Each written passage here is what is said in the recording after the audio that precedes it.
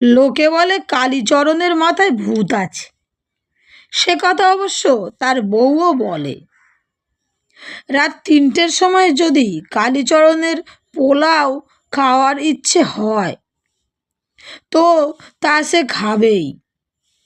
তা সেই কালীচরণের একবার বাই চাপল, শহরের ধুলো ধোঁয়া ছেড়ে দেশের বাড়ির প্রাকৃতিক পরিবেশে গিয়ে বসবাস করবে।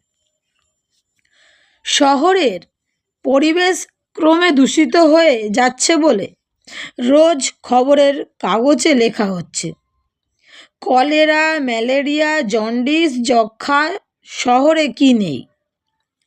কিন্তু কালীচরণের এই দেশে গিয়ে বসবাসের প্রস্তাবে সবাই শিউরে উঠল।